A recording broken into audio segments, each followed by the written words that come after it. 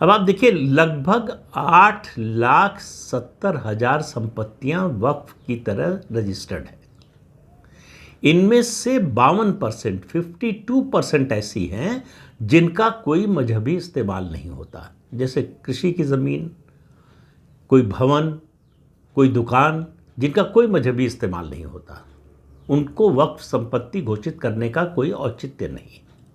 और जो 48% बचती है उसका 40%, याद रखिए 48 में से 40% नहीं, 48 का 40% संपत्तियां जो है वो कब्रिस्तान है।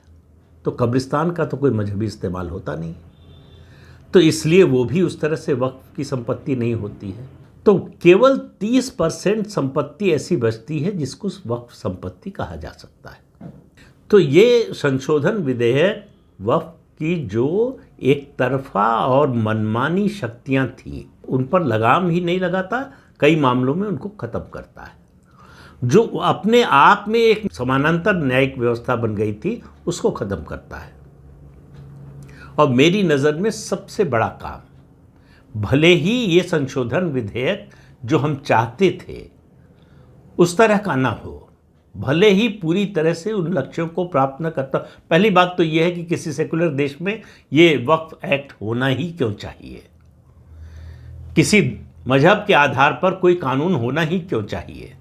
लेकिन हम इतनी दूर आ चुके हैं, इतने कानून बन चुके हैं कि किस किस कानून को ख़त्म करेंगे। इन कानूनों के जो दांत हैं, नाखून हैं, उनको तोड़ने की ज़रूरत है। ये संशोधन विधेयक वही काम करता है। लेकिन मेरी नज़र में जो सबसे बड़ा काम ये संशोधन विधेयक करता है, ये पूरे देश को और पूरे देशवासियों को एक संदेश देता है।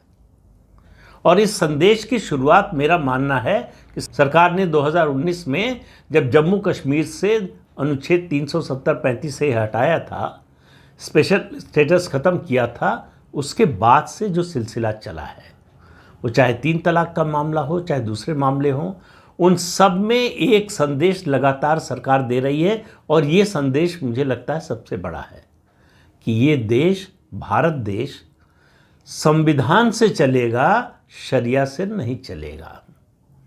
शरिया के मुताबिक जो कानून कांग्रेस की सरकारों ने बना दिए, उन कानूनों को संविधान सम्मत बनाया जा रहा है। अब ये वक्फ बोर्ड जो है वो संविधान के दायरे में काम करेंगे।